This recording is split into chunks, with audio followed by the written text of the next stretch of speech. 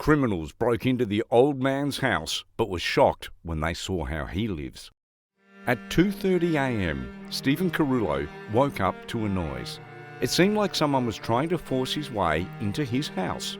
The old man stopped and listened. From what he'd heard, some drunks were conversing quite loudly and laughing hysterically. One of them shouted from the street saying, "Open, it's counter-check." Upon hearing this, the old man opened his window and looked out towards the street.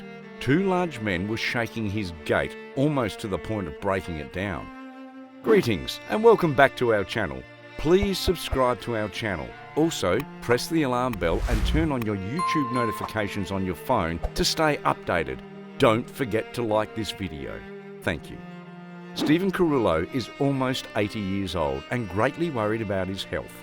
Now he has to worry about the drunks breaking down his gate. Even though he is worried about that, he was in no way going to open the gate. He had no idea what they were thinking about. They didn't mean well. No sane person would be banging on a stranger's door, especially in the night. He then decided to wait a while, hoping that in that time they would have come to their senses and walked away. However, that was not the case. They were determined to stay as well. He decided to call the police, but the phone call would not go through. His house was located on the outskirts of town, but he'd always had good mobile connection. The grandpa mumbled, "Trouble doesn't come alone," and he continued to dial the number over and over again without any luck. He thought his phone might be broken. The old man had had the phone for a long time now, and it's always worked well before. Well, until he really needed it. The two men were still standing on the street with their intentions on the old man and his house. They knew that the old man lived alone and he was going about some house chores alone. It didn't matter anyway because they had decided that the old man's house was fit for their sleepover. "Open the gates, we're coming to check the counters," they shouted. It wasn't like they were scared of him. In fact, they liked to see him helpless. They were sure he would not be able to contact anyone because they put a jammer on the mobile connection. The old man knew one thing for sure, that the men outside meant him ill, and he wouldn't be rescued anytime soon. The old man started to think, if he didn't open the gates, they would break in, destroy his property, and even murder him. However, his life and property may be spared if he did open the gates. Even though he had come to this decision himself, it still wasn't easy for Stephan to walk to the fence and open the gates. This was partly because of fear and partly because of his condition that his leg was in.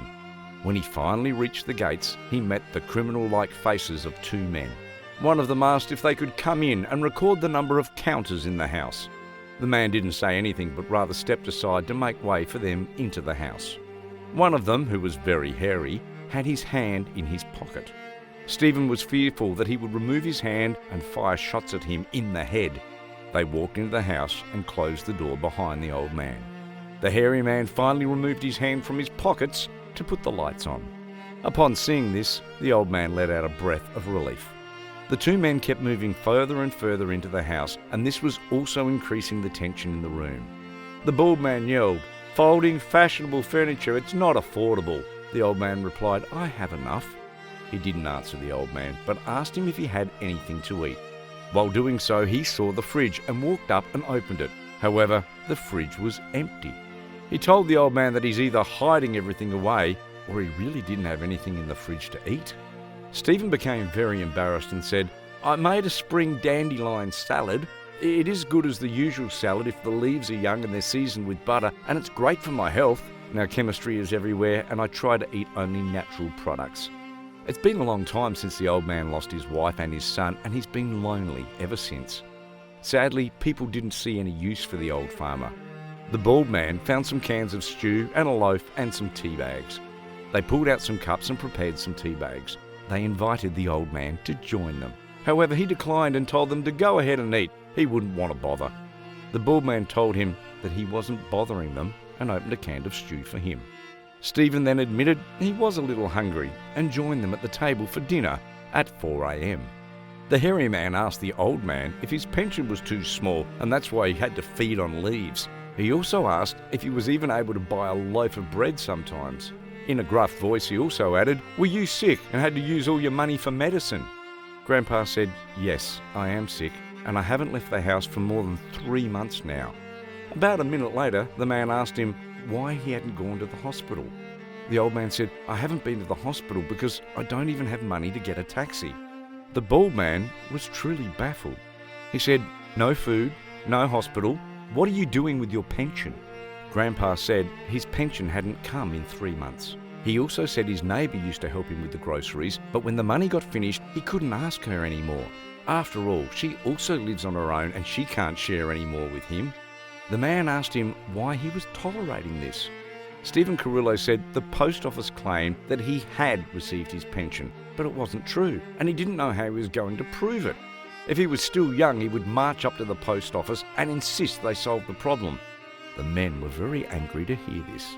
"Do you recall the last time you received your pension?" the bald man asked. He did. The last time the postman was very annoyed. He said, "I can't wait half an hour for you to come down to the gate, and every house is there waiting for me and I've got lots to do." Grandpa told both of them that it was a struggle for him to walk to the fence to open the gates. Both men looked at each other when they realised what the problem was and why the old man wasn't receiving his pension. The old man is a very nice person and hardly thinks bad of others. The bald man told him why his pension wasn't coming, and he didn't believe him. He didn't think that anyone else would be responsible for this and insisted that it was just another misunderstanding that needed to be corrected. "I can see you're such a good person, and if you don't mind, we'd love to spend the night with you." He didn't mind, and the 2 old couches could just perfectly withstand the weight of the 2 men. The next morning, when they were dressed to leave the old man's house, the bald man said, "I know you're a very nice person, but if you call the cops on us, we will have a problem." The old man said, "Well, it's not like you've done anything anyways, and the phone's not working, so don't worry." Both men looked at each other and thought, what a nice grandpa. By nature, they were fraudsters, but he couldn't do that to this old man. But he will teach another fraudster a lesson. The postman did his usual rounds and delivered post to people assigned to him. After he was done, he got into his car to drive home. However, when he looked into his rearview mirror, he was shocked. The next second, he felt cold steel at his neck. The bald man had told him to drive home quietly, and the postman quickly nodded. Whilst he was driving, he asked if he knew some old people that hadn't received their pension. Both men were in black masks, so he couldn't tell who they were, but one of them said, "Do you confess?" And he said, "Yes, I do, I confess." Immediately when he said that, they started questioning him. "How many people have you done this to? How much money was involved? And why did you do this?" "Oh, Stephan Carulo is the only one." One of them told him to pay back all he owed the old man without leaving out a penny, and afterwards he should take the old man to the hospital with a smile on his face. It was obvious that he'd heard them, but he remained silent, and so he said, "Do you understand or not?" To put some fear into him, one of them told him to drive to a deserted location, and in fear, he promised them that he would make sure to return all the money as well as take the old man to the hospital. They collected the money right there on the spot and asked him to stop, and they got out of the car. As soon as the car was no longer in sight, they removed their masks and held up a spoon that they had taken from the old man's house. It was a perfect tool to threaten somebody with the job.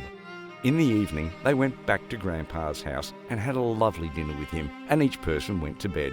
Stephan Carulo woke up the next morning and found the house empty, but noticed that there was money on the table, with a note saying that they had taken care of his pension. The old man concluded that the criminal's look did not reveal their good nature. Well, since then, the postman has always delivered his pension on time with a big smile on his face.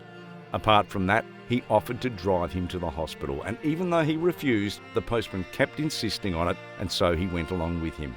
His leg was checked, and it's all better now. He now helps his neighbour with groceries because he wants to pay her for all of her kind favours towards him. That's the end of today's video. Let me know your thoughts in the comments section below. Please like and share this video with your friends and family. Thanks for watching, and see you all next time.